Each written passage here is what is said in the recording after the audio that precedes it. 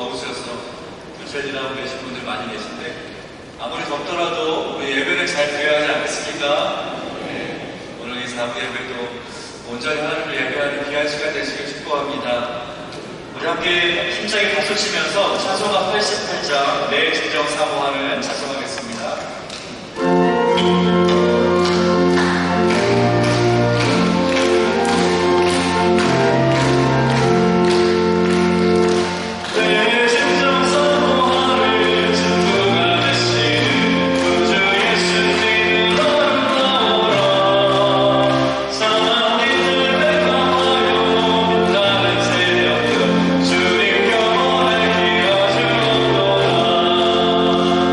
내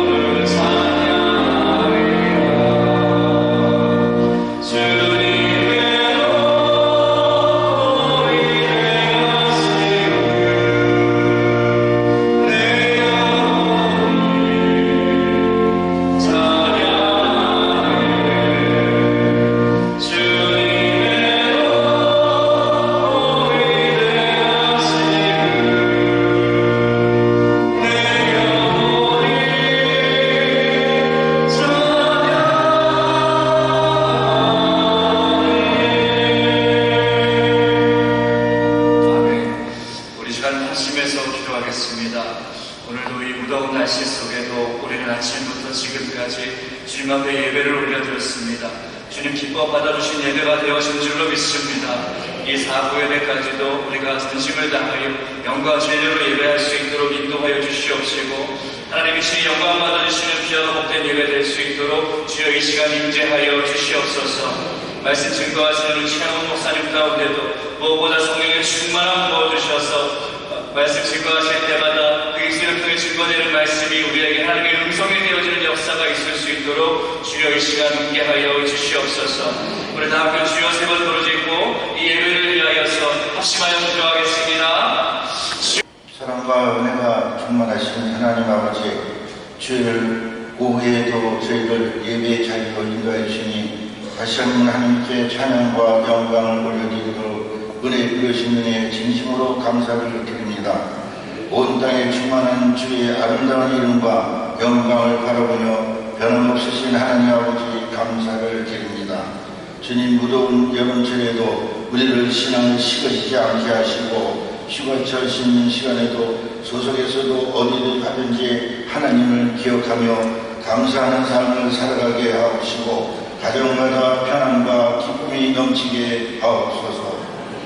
거룩하신 하나님 아버지, 저는 한 주를 돌아보면 하나님의 뜻보다 자신의 생각을 앞세우고 감사보다 열등과 불평과 시기와 질투와 먼저 싸우며 살아왔던 저희 모습을 고백합니다. 자랑하지 못했던 마음과 기도하지 못했던 시간을 용서하여 주옵시고 예수 그리스도의 십자가의 은혜로 다시 새롭게 변화되는 삶을 주시옵소서. 살리는 영으로 충만한 앱센터 여름성학교 여름 청년부까지 준비하는 모든 일정 가운데 안전을 지켜주시고 교사와 모든 봉사들에게 건강을 지혜를 주시고 예수님의 인격적인 만나는 귀한 시간 성령 충만한 믿음으로 자라나게 하시고 여름 성학교를 통하여 부흥이 이루어지는 애주센터가 되게 하여 주시옵소서. 사랑의 하나님, 금년의 한 군데의 부흥을 내게 주옵소서. 빌어가지고 온 성도가 함께 부르고 기도합니다. 말씀과 성령의 역사 가운데 더욱 풍성하게 하옵시며 아울러 하반기의 총동원 전도를 모두가 참여하고 부르짖으며 기도하게 하시고 부흥을 이루게 하여 주시옵소서. 총동원 전도의 열매가 맺으며 전도 현장에 하나님의 살아계시는 능력 전도 현장이 되게 하여 주시옵소서. 찬양하는 입술마다 기쁨을 허락해 하시고 기도하는 성령마다 하늘의 편안을 부어주시며 이 시간 내 명의 이름으로 갖고자 하는 말씀을 선포할 때 저희 영혼을 살리는 생명의 말씀이 되게 하여 주시옵소서. 말씀을 듣는데 그치지 않고 우리의 삶 속에 적용하며 순종하며 실천하는 성도를 되게 하옵시고 특별히 담임 목사님 눈치로 가정이 있사오니 영육의 강건함을 주옵시고 종전보다 더 밝은 눈으로 볼 수 있도록 하옵시며 목사님 치료 과정에 함께 하시는 사모님에도 건강을 축복하여 주시옵소서. 병상에 있는 하늘을 기억하여 주시고 병마로 고통받는 성도들에게 은혜를 베풀어 주시고 속히 병마가 물하게 하옵시며 하늘을 치료하는 가족에도 위로와 평강 주님이 주시기를 간절히 바라고 기도합니다. 사랑의 하나님, 나라를 위해 기도합니다. 이 나라의 평화 가운데 지켜주시고 사회의 갈등, 계층 간 이념에 싸우는 저들을 불쌍히 여기사 하나님 말씀을 깨우쳐 두려움을 알게 하시며 정치 위장들에게 지혜의 능력을 씌워서 국민을 위한 올바른 정책을 세워 어둠 속에서도 공의와 정의를 실현하게 하여 주시옵소서. 주님, 이 시간 의지하는 것에서 묵묵히 수고하는 손길을 기하시고 축복하여 주시옵소서. 하나님을 찬양 올리는 행복한 워십팀 율동을 기뻐 받으시고 더 아름다운 율동으로 하나님 앞에 영광 올리도록 인도하여 주시옵소서. 이 시간 주에서 권하신 우리 주 예수 그리스도 감사드리며 기도드렸사옵나이다.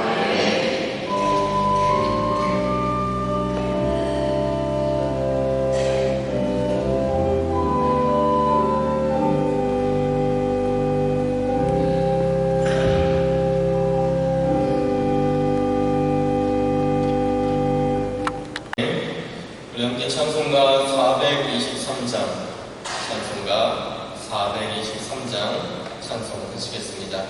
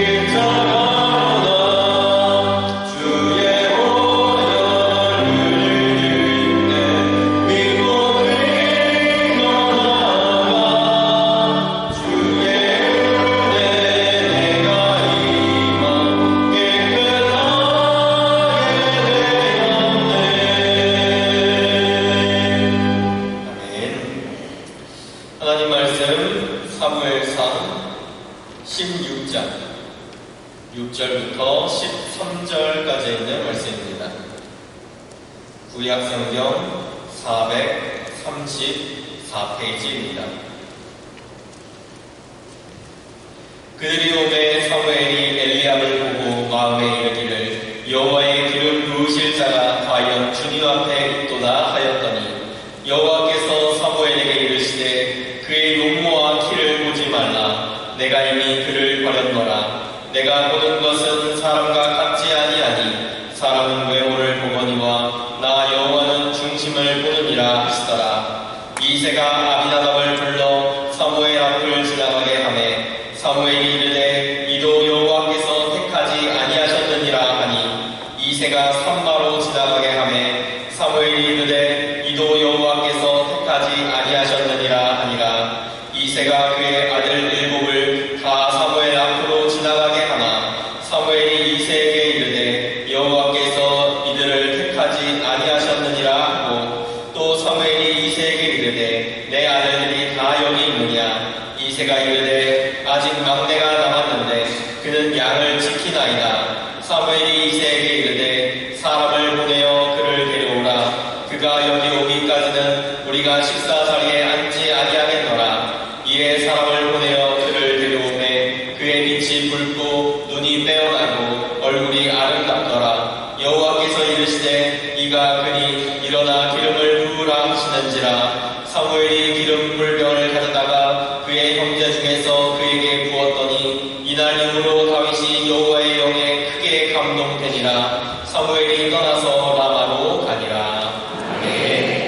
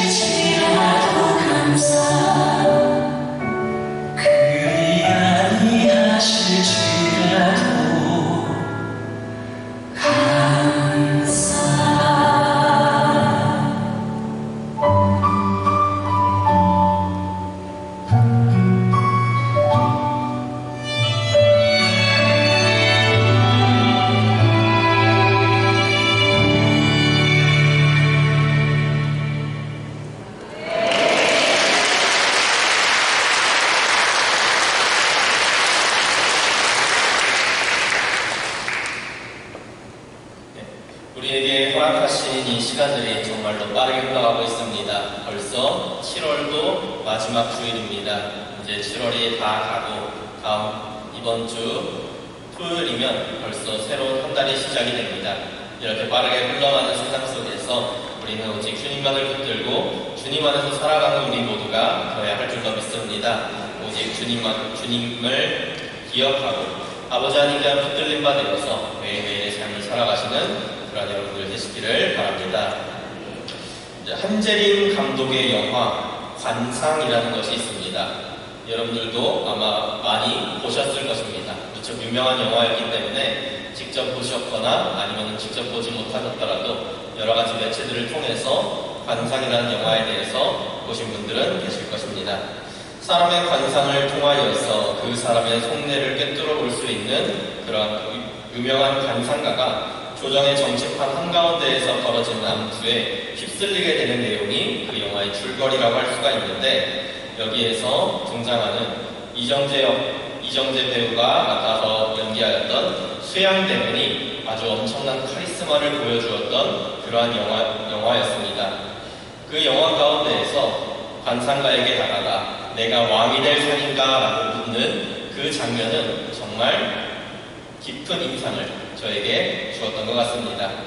이 관상이라는 것은 사람의 얼굴을 보고 그 사람이 어떠한 성격을 지녔는지 또 어떠한 삶을 살아가고 있는지들을 알아볼 수 있다라고 하는 알아보는 그런 학문이다라고 할 수가 있습니다. 사람의 삶의 발자취가 얼굴에 나타나기 때문에 얼굴을 보고 그 사람을 판단할 수 있다라고 이야기하는 것입니다. 그의 눈에 무엇이 보이는가, 그의 눈에 어떠한 모습으로 보이는가가 우리에게 참으로 중요한 것임을 관상은 이야기한다라고 볼 수가 있습니다. 이처럼 우리가 무엇을 보는가, 어떻게 보이는가는 참으로 중요하다라고도 생각해 볼 수가 있습니다. 하지만 우리는 이 보이는 것에만 마음을 빼앗겨서는 안 됩니다. 보이는 것에 집중하는 동안에는 보이지 않는 것이 우리를 스쳐 지나가기 때문입니다. 오늘 말씀을 통하여서 우리의 눈에 보이는 것과 보이지 않는 것이 어떠한 것들인지를 다시 한번 생각해보고 오직 주님께서 우리에게 보라고 말씀하신 것, 우리가 붙잡으라고 말씀하신 것이 무엇인지를 마음에 새기는 시간이 되시기를 바랍니다. 하나님의 말씀에 온전히 순종하지 못하고 사람들을 바라보았던 사울 왕은 하나님과 하나님의 말씀을 버렸기에 그 역시 하나님께 심판을 받아 버림을 받게 되었습니다. 그가 스스로 겸비함으로 죽게 나올 때에는 그가 이스라엘의 왕이 될 수 있었지만 그가 사람들의 시선을 의식하고 사람들의 마음 얻기에 급급하여 하나님을 잊어버리게 되자 하나님께서는 그에게 주었던 축복을 거두고 이제 새로운 왕을 세우고자 마음을 먹게 된 것입니다. 그래서 사무엘을 통하여서 새로운 왕을 찾아가 새롭게 주님께서 택하신 왕이 될 사람을 찾아가 그에게 기름을 부으라 하고 그를 베들레헴 이새의 집으로 보내게 됩니다. 그곳에 주님께서 택하신 왕이 기다리고 있기 때문이었습니다. 그곳으로 갔을 때 사무엘은 이새의 집에 제사를 하기 위해서 가게 됩니다. 그러자 이새는 아들들을 준비하여서 사무엘 앞에 보이게 됩니다. 이새는 자신의 아들들로 사무엘 앞을 지나가게 합니다. 그가 그의 아들들 중에 왕이 있다는 것을 알지는 못했지만 사무엘이 왔으니 그에게 잘 보인다면 그 사람이 사무엘로부터 축복 기도를 받거나 또 아니면 사무엘을 통하여 하나님의 말씀을 들을 수 있지 않을까 하는 그런 기대를 가지고 있었을 것으로 생각됩니다. 그래서 아들들을 성결하게 준비하여서 가장 단정한 모습으로 사무엘 앞에 보이게 된 것입니다. 그렇게 첫째 아들 엘리압이 사무엘 앞을 지나가게 됩니다. 그는 키가 크고 용모가 단정한 멋진 사람이었을 것으로 이제 성경은 기록하고 있습니다. 사무엘도 그를 보자마자 마음에 생각하기를 이 사람이 바로 하나님께서 택하신 이스라엘의 다음 왕이구나 그렇게 생각했을 정도였습니다. 그의 모습이 얼마나 수려하였으면 그의 키가 크고 사람들에게 보이기에 얼마나 멋진 사람이었으면 그 사람을 한눈에 보자마자 이 사람이 하나님이 택한 사람이겠구나. 하나님 이 사람이지요. 그렇게 생각했겠습니까? 하지만 사무엘의 이 생각은 안타깝게도 하나님의 기준에 맞는 생각은 아니었습니다. 하나님께서는 그의 그 생각을 아시고 곧장 그에게 말씀하십니다. 그의 용모와 키를 보지 말라. 사무엘은 그의 용모를 보고 그의 훤칠한 키를 보았는데 하나님께서는 그것은 아무 의미도 없으니 그러한 것들을 보지 말라라고 하는 것입니다. 아, 저 사람 잘생기고 키가 크니 하나님이 저 사람을 택하셨겠구나. 저 사람이 아주 크게 쓰임받을 만한 그러한 사람이겠구나. 함부로 생각하지 말라는 것입니다. 겉으로 보이는 그 외견만을 보고 외모는 하나님의 선택의 기준이 될 수 없으니 외모를 보고 이스라엘의 왕을 세워서는 안 된다라고 하나님은 사무엘에게 말씀하시는 것입니다. 아까 말씀을 시작할 때 영화 관상에 대해서 이야기했습니다. 관상학은 얼굴에 나타난 특징을 보면 그 사람이 어떠한 사람인지 알 수 있다는 겁니다. 코가 높고 볼살이 어쩌고 하면은 어떤 사람이고 이마에 점이 있으면 그 사람은 욕심이 많은 사람이고 그런 이런 이야기를 하지 않습니까? 그런 것처럼 얼굴을 보면 그 사람이 어떤 사람인지 알 수 있고 어떠한 성격인지 어떻게 살아갈 것인지 어떠한 직업을 가졌는지 그런 것들을 다 훤히 깨뜨릴 수 있다라고 그의 겉모습만으로 모든 것을 알 수 있다라고 그렇게 이야기를 합니다. 어찌 보면 외견으로 상대를 판단하는 것의 극치가 관상학이라고 할 수가 있는 것입니다. 세상 사람들은 이처럼 눈에 보이는 것, 당장에 드러난 외견을 가지고 사람을 판단합니다. 그 사람이 어떻게 생겼는지, 그 사람의 주변 환경, 부모님은 어떤 사람인지, 또 그의 학벌은 어떻고, 그의 주변 친구들은 어떻고, 그가 모은 재산은 어떻고, 그런 외적인 것들, 그의 겉을 둘러싸고 있는 그것들을 가지고 사람을 판단합니다. 그것들이 좋으면 좋은 부모 밑에서 좋은 학벌을 가지고 그도 많은 재산을 모으고 좋은 직장이 있으면 아, 저 사람은 훌륭한 사람이다라고 이야기하고 그런 것들이 부족하면 부모님이 그냥 평범한 사람들이고 혹은 별 볼일 없는 사람들이고 그가 좋은 학벌을 지니지 못했고 그로 인해서 좋은 직장에 들어가지 못해 많은 재산을 모으지 못했다면 또는 직장을 구하지 못한 상태로 구직을 하고 있는 그로 인해서 경제적인 어려움을 겪고 있는 사람이라면 그 사람은 실패한 인생을 살아가고 있다라고 그 사람의 현재 겉모습을 보고 그 사람을 둘러싼 환경만을 보고 그 사람을 판단하고 재단해버리는 겁니다. 그 상황 가운데에서 어떠한 속사정이 있는지 이런 것들은 바라보지 않고 그저 겉으로 드러난 모습만을 보고 그 사람을 판단해버린다라는 것입니다.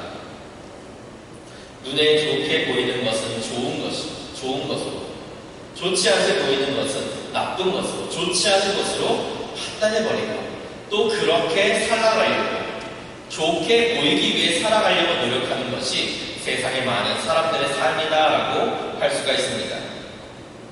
사울 왕도 이러한 겉으로 드러난 것에 마음이 빼앗긴 사람이었습니다. 겉으로 보이는 것으로 자신을 치장하려고 했던 사람입니다. 그는 사람들의 인정을 원했고 이를 위해 자신을 포장하기를 원했습니다. 사람들이 자신을 대단하다고 생각해주기를 바랬고 자신과 그의 왕권을 인정해주기를 바랬습니다.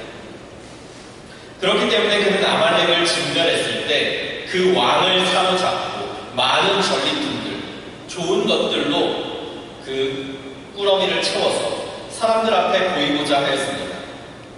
사람들 앞에 큰 승리를 거둔 왕으로서 자신을 포장하고 싶은 겁니다. 자 보아라. 내가 이렇게 승리하여서 왕도 사로잡고 이렇게 좋은 소와 양들, 가축들을 전리품으로 가득 담고 왔다. 이렇게 큰 승리를 거두는 자가 너희들의 왕이다라고 사람들에게 보이려 한 것입니다. 또 그가 그런 불순종으로 인하여서 하나님께 버림받았을 때에도 그는 사무엘을 붙잡으면서 이제 곧 있을 그 전쟁 행사 가운데에서 사무엘 선지자가 자신을 높여주고 나는 그 가운데 하나님께 멋지게 제사 드리는 그 모습을 사람들 앞에 보이게 해달라고 사무엘을 붙잡습니다. 그의 자신의 죄는 생각지 아니하고 일단 가서 나를 좀 높여주십시오. 그렇게 이야기를 합니다. 그렇게 하면, 그렇게 해서 사람들 앞에 경건한 자로, 위대한 자로 비추어지면 그는 그것으로 될 것이라고 생각한 거죠. 그것으로 자신을 포장해 놓으면 사람들이 끊임없이 그를 선택해 줄 것이다 라고, 그것을 통하여서 그가 얻은 왕위가 안정될 것이다 라고 생각한 것입니다. 이는 모든 사람들 앞에서 좋게 보이고자 자기를 포장하는 행위입니다. 하지만 지난 수요일에도 은혜를 나눴던 것처럼 이러한 일들은 하나님 앞에서는 아무런 소용이 없는 것입니다. 자신을 때깔좋게 포장한다고 그것으로 사람들의 눈은 가릴 수 있어도 하나님의 시선은 가릴 수가 없는 것입니다. 그렇게 자기를 잘 포장하면 하나님도 보시고, 아, 너 정말 열심히 하고 있구나, 그렇게 속을 거라고 생각해서는 안 된다라는 것입니다. 겉으로 드러나는 것들, 겉으로 보여지는 외견적인 것들은 하나님의 시선 앞에서는 철저하게 갉아먹여지고 그것이 하나님의 선택에 있어서 가산점을 부여하지 못한다라는 것을 우리는 언제나 깨닫고 있어야 됩니다. 하나님께 우리를 이력서를 내밀 때 외견적인 부분들, 내가 교회를 얼마나 섬겼고, 내가 어떤 봉사를 하고 있고, 내가 성경을 몇 동을 했고, 내가 교회를 며칠을 나오고, 이러한 것들이 하나님께 선택받는 기준이 되지 못한다는 겁니다. 일주일에 일주일 동안 교회를 나온다 하더라도, 매일 1시간씩 교회를 기도한다 하더라도, 성경을 1년에 뭐 10독씩, 20독씩 그렇게 한다고 하더라도 그것이 그저 자신을 포장하기 위해 겉으로 쌓아왔던 외견적인 부분들일 뿐이라면 그것은 하나님 앞에서 그 어떤 선택의 기준도 될 수가 없다라는 것입니다. 외식하는 것으로는 하나님을 기쁘시게 할 수가 없습니다. 그렇게 하나님께서는 사울을 버렸던 것과 같이 겉으로 드러난 외견으로는 사람을 택하지 않는다는 것을 사무엘에게 말씀하고 있는 것입니다. 그렇다면 하나님께서 바라보시는 기준, 하나님께서 생각하시는 하나님의 사람의 기준이 과연 무엇이겠습니까? 우리는 하나님께 택함받는 자가 되기 위해서 우리의 인생의 이력서에, 우리의 신앙의 이력서에 무엇을 적어나가야 하느냐라는 것입니다. 하나님께서는 이미 답을 주셨습니다. 하나님께서는 외모로 취하지 않는다라고 먼저 말씀을 하셨습니다. 하나님의 택함을 입은 사람들을 생각해보면 외견상의 공통점은 찾아볼 수가 없습니다. 하나님의 사람들이 많이 등장하는 사사시대에 활동했던 사사들을 한번 보겠습니다. 평범했던 사람들도 있습니다. 그죠? 평범한 사람들. 그런 사람들도 있었는가 하면 여자 사사도 있었습니다. 그 당시의 시대상을 생각해보면 여자가 지도자의 자리에 오르는 것 쉽지 않은 일입니다. 또 왼손잡이도 있었습니다. 그 당시에는 오른손이 거룩한 손이고 왼손은 부정한 손이다라고 이야기를 했습니다. 그런데 왼손잡이, 부정한 손으로서 식사를 하고 생활하는 사람들. 그런데 하나님께서는 그도 들어서 하나님의 사람이 되게 하셨습니다. 그리고 또 나실인도 있었습니다. 처음부터 하나님께 바쳐진 사람들. 그리고 또 보게 되면 기생의 자식도 있었습니다. 사사 입단은 기생의 자식이었습니다. 그래서 그 가문에서부터 아예 버림받았던 자식이었습니다. 그런 사람조차도 하나님께서는 들어서 하나님의 사람으로 사용하고 있는 것을 보게 됩니다. 즉 외견적인 특징, 어떠한 신체적 특징, 어떠한 출신이냐, 우리 부모가 누구냐, 내게 어떤 신체적 특징이 있느냐, 내 성별이 무엇이냐, 이러한 것들은 하나님의 선택에 있어서 어떠한 선택지도 이제 되지 못한다라는 것입니다. 그리고 하나님께서 택하시는 사람들을 보게 되면 나이도 다양합니다. 젊은 사람도 있고 나이가 많은 사람도 있습니다. 오늘 말씀 가운데에서 기름 부음 받았던 다윗은 소년이었습니다. 굉장히 어린 나이였습니다. 또 그 외에도 하나님께서 아브라함과 모세를 부르실 때 나이가 어땠습니까? 75세, 나이가 많은 사람도 쓰십니다. 적당한 나이의 사람도 쓰십니다. 나이도 관계가 없습니다. 그렇다면 잘생긴 사람만 쓰셨나요? 그것도 아닌 거 잘 아실 것입니다. 방금 이야기했던 것처럼 그 용모를 보지 말라라고 합니다. 잘생긴 사람, 키가 큰 사람, 키가 작은 사람 다 사용하십니다. 삭개오는 키가 작은 사람이었지만 하나님께 부름을 받았고 구원받을 수 있었습니다. 또 머리가 풍성한 사람도 있고 대머리도 있습니다. 성경에 등장하는 대표적인 대머리가 바울과 엘리사가 있습니다. 그 두 사람은 머리가 그렇게 많지 않았다고 합니다. 그런데도 크게 쓰임 받았습니다. 어떠한 외견적인 특징, 그 어떠한 외견적인 것들도 하나님의 선택에 있어서는 어떠한 조건도 되지 못한다는 겁니다. 그럼 이런 것들을 다 치워버리면 도대체 하나님은 뭘 보시는 것인가? 어떻게 하면 하나님께 부름받는가? 어떻게 하면 하나님께 선택받을 수 있는가? 이것이 참으로 궁금할 수가 있습니다. 다행스럽게도 하나님께서는 이미 사무엘에게 답을 주셨습니다.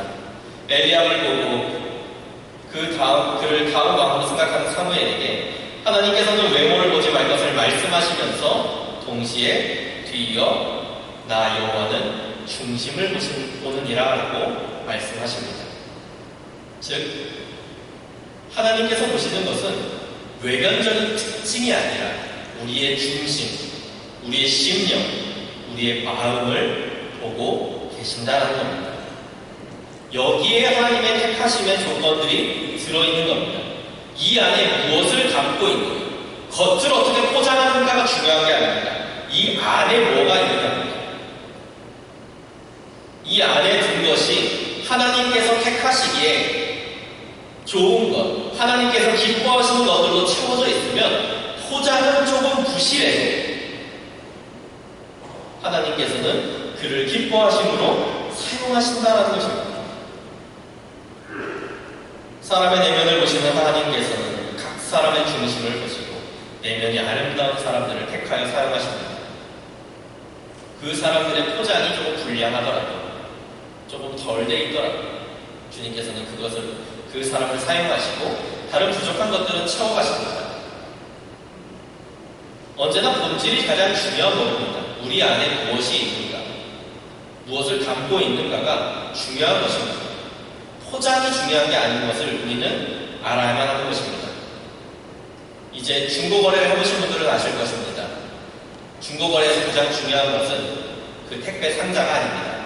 그 택배 상자 안에 무엇이 들었느냐입니다. 우리는 분명 핸드폰을 샀는데 상자를 열어보면 벽돌 조각이 나온다면 그 포장이 아름답게 되어 있다고 우리는 그것을 보면서 우리 벽돌이 왔지만 상자가 이쁘니 내가 봐준다 그러겠습니까? 당장에 신고하죠. 나는 핸드폰을 샀는데 너는 벽돌을 주었다. 나는 벽돌이 필요한 게 아니고 핸드폰이 필요하다. 그렇게 이야기하지 않겠습니까?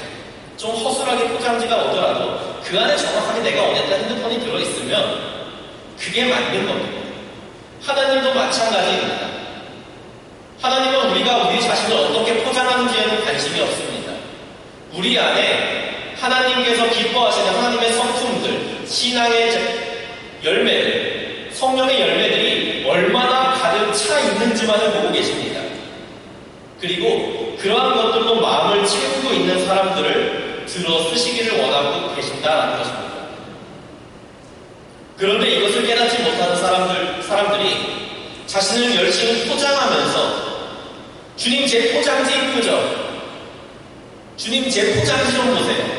내가 이렇게 열심히 포장했어요. 이렇게 이쁘게 포장했어요. 날 봐주시고 날 들어서주시고 날 축복해주세요.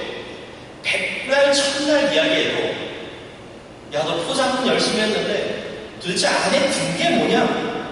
하나님은 이렇게 말씀하신다는 겁니다.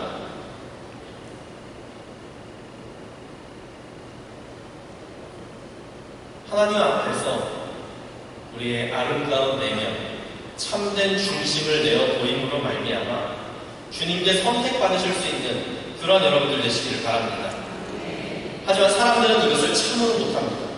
방금 사무엘도 그랬던 것처럼 사무엘도 하나님의 사람으로서 그렇게 오랫동안 쓰임 받았는데 엘리압을 보고 그의 외견을 보고 마음이 움직입니다. 또 엘리압의 아버지 이새도 마찬가지였습니다. 그런 중요한 자리에 다른 아들들은 다 불렀는데 그는 다윗을 부르지 않았습니다.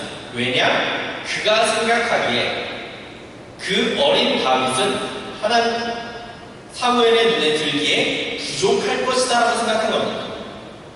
그가 어린 소년이고 그렇게 외견이 훌륭해 보이지 않다고 생각하니까 그는 그 막내 아들에게 기대하지 않는 겁니다. 그는 택함받지 못할 거야. 그러니 넌 가서 양이나 봐.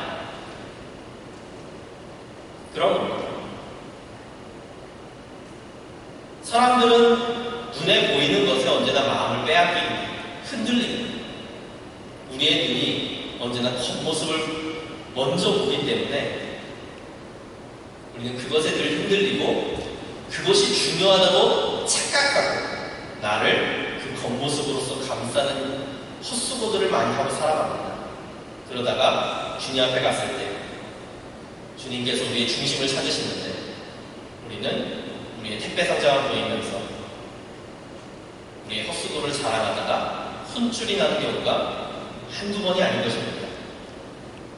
그러므로 우리는 그것을 깨닫고 하나님 안에서 온전히 선택받을 수 있는 내면의 아름다움을 가꾸어 나갈 수 있는 그런 우리가 되어야 할 것입니다. 하나님께서는 중심을 보시고 내면의 아름다운 자들을 찾고 있습니다. 그렇다면 그 내면의 아름다운 자들은 어떤 사람이겠습니까? 이 중심 가운데에 하나님과 말씀을 품고 살아가는 사람일 것입니다. 내면이 아름다운 사람은 세상이 보여주는 외관의 함정에 빠지지 않고 언제나 하나님만을 바라보고 이 중심 가운데 하나님을 품고 살아가는 사람입니다. 하나님이 이 세상 그 무엇보다 귀한 분임을 알기 때문에 하나님 외에 다른 것에 한눈 팔지 않습니다.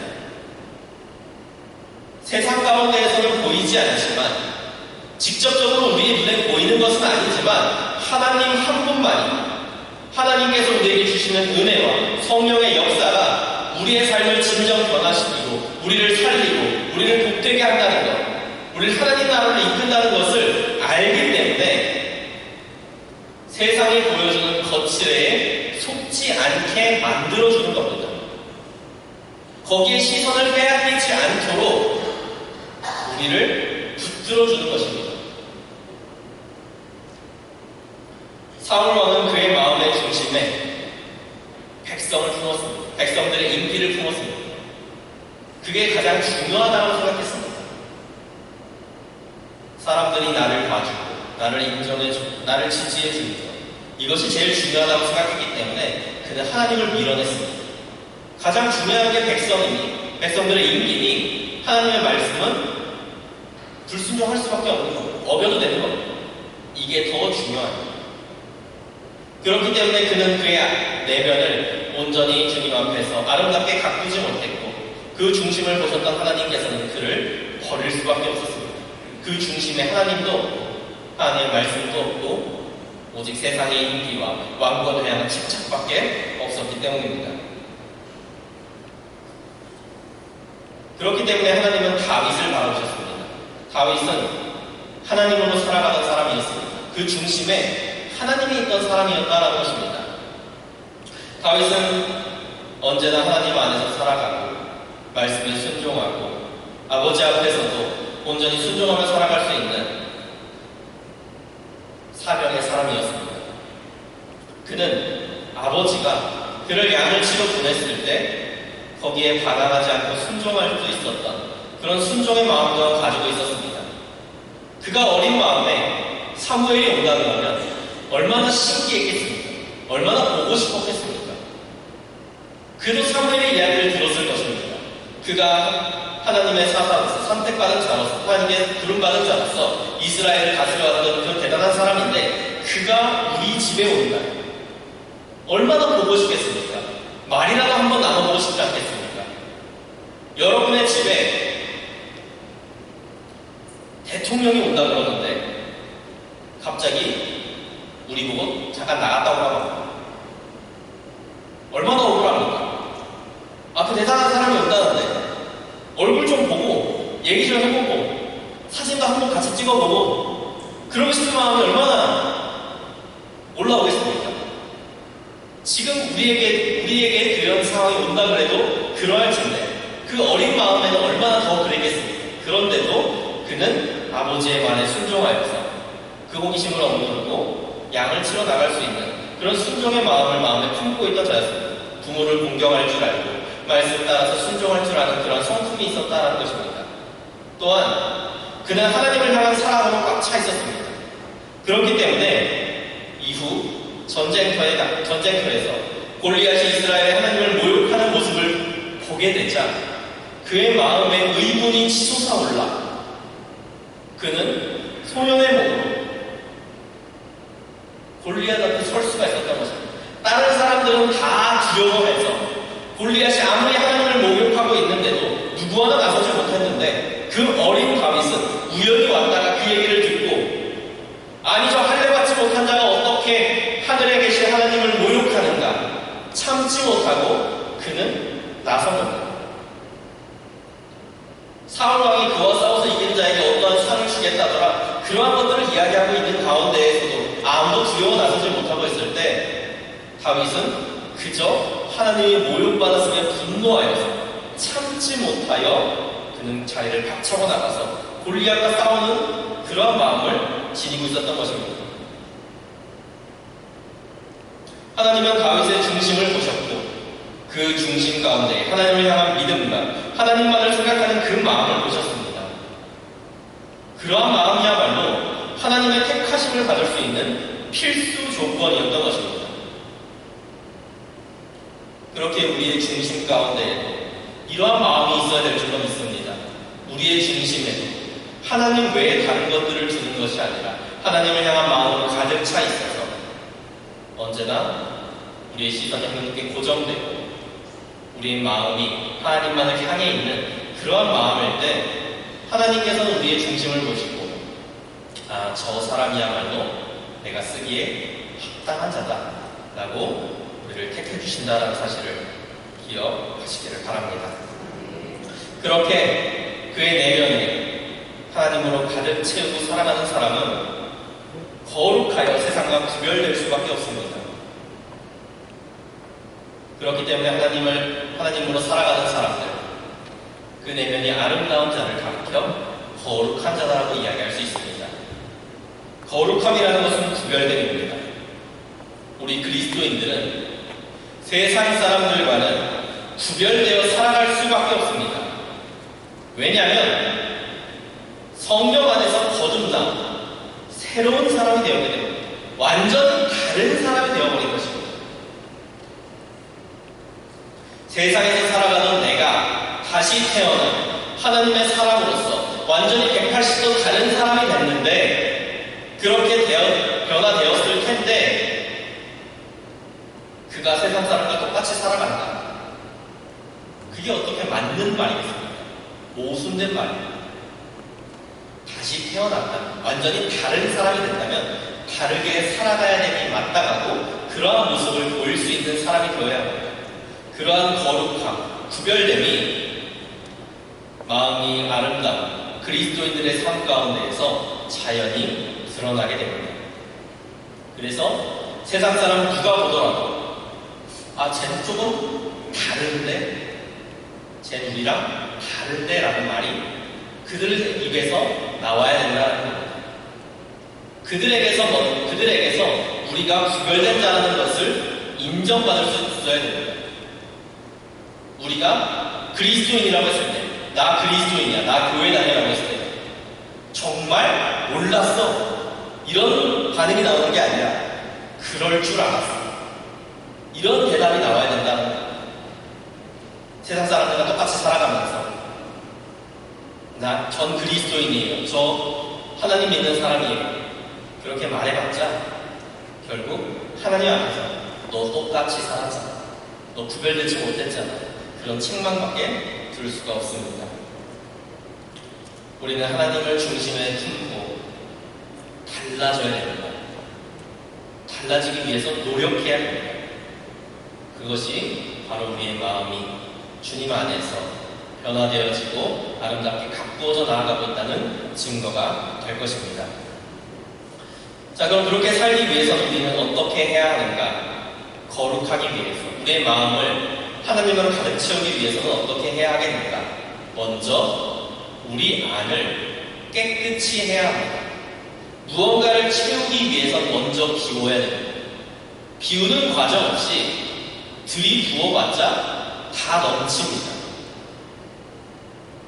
이미 꽉 찬 냉장고에다가 무언가를 넣으려고 하면 다 쏟아집니다. 넣으려던 것도 떨어집니다. 넣지를 못하게 됩니다. 먼저 빼내야 됩니다. 여러분들의 냉동실을 한번 생각해 보시길 바랍니다. 온갖 것들로 가득 차 있어서 새로 가져온 무언가를 넣으려고 하면 둘러쌓기를 해야 됩니다. 재조립하고 채워 넣으면서 이건 너무 오래됐구나 하는 것들을 몇 가지 빼내지 않으면 새로운 것을 넣기가 어렵습니다. 그러한 것처럼 무언가 새로운 것들로 우리 안을 채워나가고자 한다면 먼저 우리 안에 있는 것들을 비워야 됩니다. 우리 안을 깨끗이 청소해 나가야 한다는 겁니다.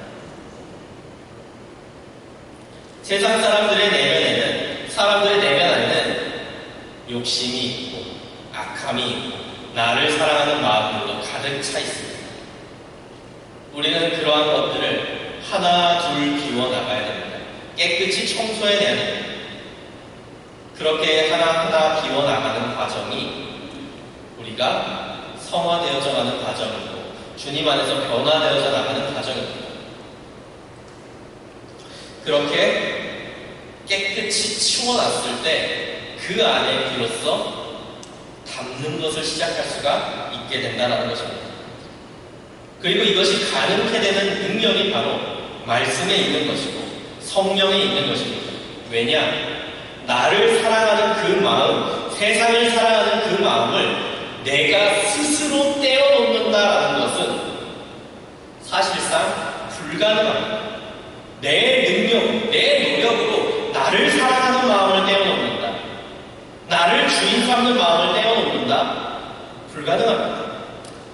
이것은 오직 말씀의 능력이고 성령의 능력입니다. 말씀을 깊이 묵상하고 기도하는 가운데 주님께서 주시는 성령으로 내 안을 씻어내야 되는 겁니다. 그러면 내 안이 깨끗하게 변화됩니다. 그렇게 깨끗하게 치워냈다면 이제는 하나님으로 차곡차곡 쌓아야 됩니다. 말씀과 기도를 통해서 우리 안을 깨끗하게 비워냈는데 그 안에 하나님으로 다시금 차곡차곡 쌓지 않고 이제 다 깨끗이 씻었으니 이제 됐지 하고 만족해버리면 어느샌가 그 안에 더러움이 다시금 쌓이기 시작합니다.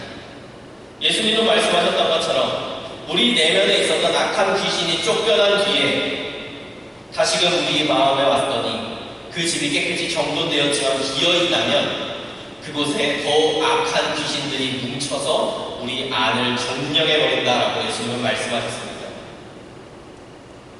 비웠으면 이제 그곳에 하나님을 채울 시간입니다.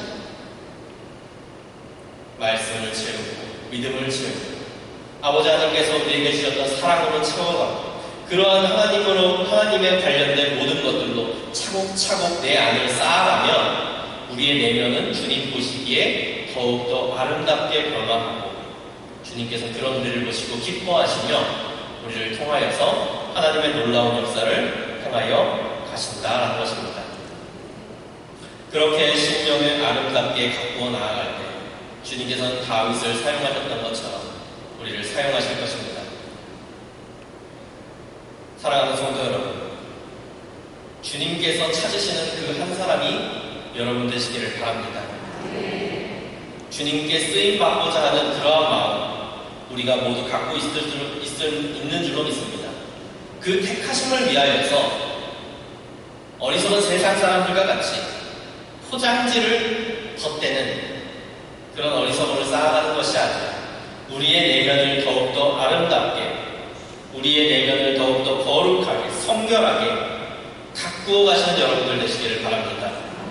하나님께서 바라보고 계시는 게 무엇인지, 하나님께서 중요하게 생각하고 계시는 것이 무엇인지를 언제나 생각하고 그것을 마음에 품음으로 말미암아 중심을 보시는 주님께 칭찬받고 주님께서 들어 사용하시기에 부족함이 없는 그러한 우리 하늘교회 백성들 되시기를 주님의 이름으로 간절히 축원합니다.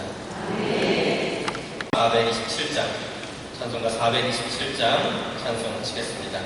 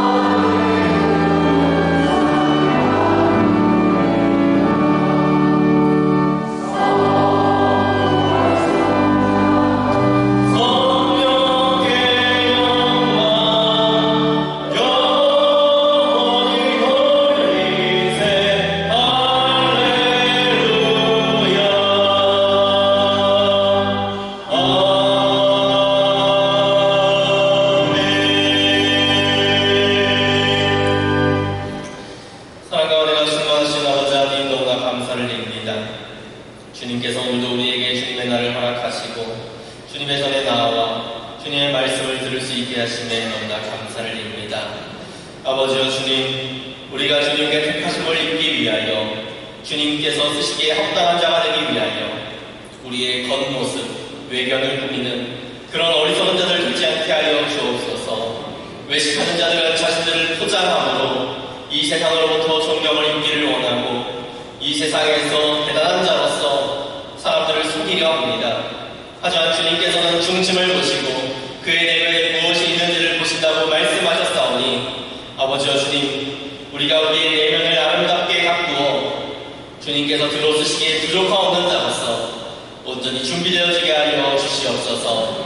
주님께서는 외견을 꾸미는 사울이 아니라 마음이 청결한 자, 하나님을 마음에 품은 자 다윗을 들어 사용하셨습니다. 아버지 주님, 우리도 다윗과 같이 우리의 내면을 아름답게 가꿈으로 말미암아 주님의 역사 가운데 온전히 쓰임받는 주님의 자녀들 되게 하여 주옵소서. 이 시간도 주님께서 허락하신 은혜에 감사하는 마음으로 온 마음 다하여 주님께 예물을 올려드립니다. 이 예물 기뻐 받아주시고 오직 주님의 역사 가운데 온전히 사용되어 주게 하시며 그들의 예물 가운데 담겨있는 그들의 마음을 보시고 그 믿음 안에서 응답하여 주시옵소서. 또한 그들이 믿음으로 씌운 그들의 물질이 오직 주님께서 허락하시는 은혜 안에서 30배, 60배, 100배, 1000배, 10,000배의 놀라운 은혜로 그 축복으로 부어지게 하여 주시옵소서. 오늘도 우리를 사랑으로 지켜 보호하시는 예수 그리스도의 이름으로 기도합니다. 아멘. 자, 이제 우리 일어나서 축복하도록 하겠습니다.